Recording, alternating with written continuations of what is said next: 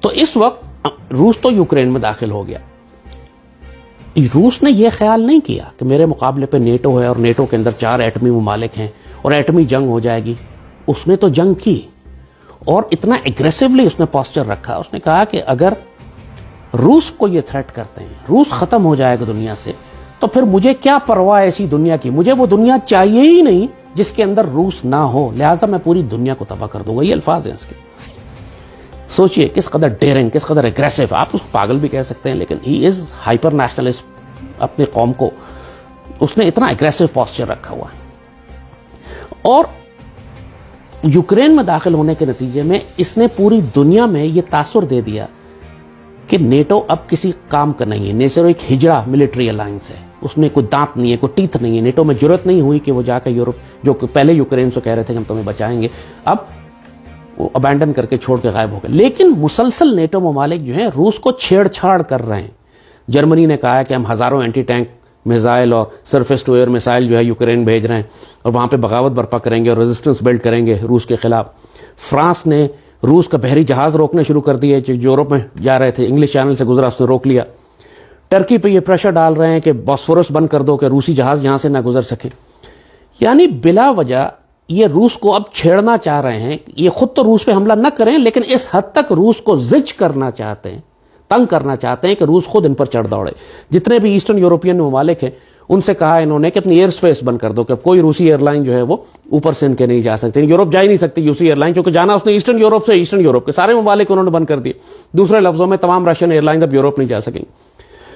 مگر at the same time یہ روس کے بغیر ان کا گزارا بھی نہیں ہے, کیونکہ بہت بڑے بڑے یورپین ملک ہیں جو اپنی ساری گیس کی سپلائیز روس سے لیتے ہیں. جرمنی کی 50% گیس روس سے آتی ہے, باقی کئی ملک ہیں جن کی 100% سپلائیز روس سے آتی ہے.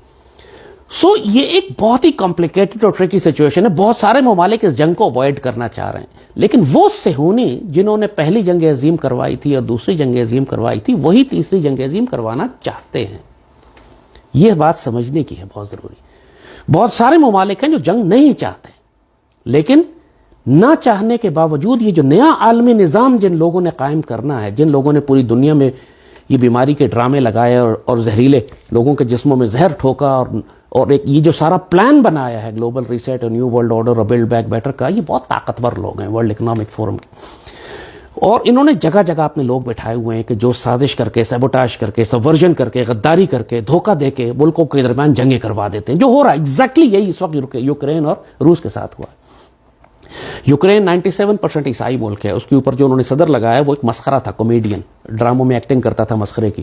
ایک جگہ اس نے کئی صدر کی ایکٹنگ کر دی تو جناب اس کو مشہور کر دیا کہ اتنا مشہور ہے, اچھا بھی اس صدر کی ایکٹنگ اچھی کی ہے, اس کو سچ مچ کا صدر بنا دو. اب ظاہر ہے کہ جب آپ وہ ایک دھوبی کو, ایک تیلی کو, ایک مسخرے کو, ایک بھانڈ کو آپ ملک کا صدر بنائیں گے تو پھر سرکس ہی ہوگا ملک میں, اور یہی ہو رہا ہے. اور وہ یہودی بھی ہے, لہذا اس کو کوئی فرق ہی نہیں پڑتا. وہ بہت اسٹرانگلی پرو اسرائیل ہے, پرو زائنسٹ ہے, ورلڈ اکنامک فورم کا خاص آدمی ہے. اور اس نے وہی کیا, اس نے اپنی پوری قوم کو لے جا کر, جس طرح ہٹلر نے کیا تھا اس زمانے میں, اس کو خود اس کو انہوں نے چڑھایا. اور پوری جرمنی کو سیکنڈ ورلڈ وار سے پہلے انڈسٹری, پہلی جنگ عظیم میں جو جرمنی تباہ ہو گیا تھا, 20 سال کے اندر انہوں نے اٹھا کے جرمنی کو عالمی طاقت بنا دیا, اتنا طاقتور بنا دیا. اور نظر پوری دنیا کو آ رہا تھا کہ جب ایک فیشسٹ نازی آئیڈیالوجی جرمنی میں آ چکی ہے اور وہ ایک سپر پاور بن چکی ہے, تو یہ نازی آئیڈیالوجیز کی فطرت ہوتی ہے کہ جب ان کے پاس ہتھیار اور طاقت آئیں تو وہ ساتھ والے ملکوں میں چڑھ دوڑتے ہیں, وہ اندر بیٹھ ہی نہیں سکتے, پاسبل نہیں ہے. نظر آ رہا تھا پوری دنیا کو کہ 1938 میں 37 میں یہ ڈاکومنٹڈ بات ہے کہ چرچل نے اس وقت کہا تھا کہ جو کچھ طوفان اٹھ رہا ہے جرمنی میں, مجھے خوف آتا ہے دیکھ کے کہ اب کیا ہونے جا رہا ہے. ان سب کو پتا تھا کہ یہ کیا ہونے جا رہا ہے, لیکن خود سپورٹ بھی کر رہے تھے, اس لیے کہ آگے اسرائیل بنانے کے لیے ان کو وہ جنگ چاہیے تھی. ان کو ایک کیریکٹر چاہیے ہوتا ہے جو جس کو ولن بنا کے پیش کریں,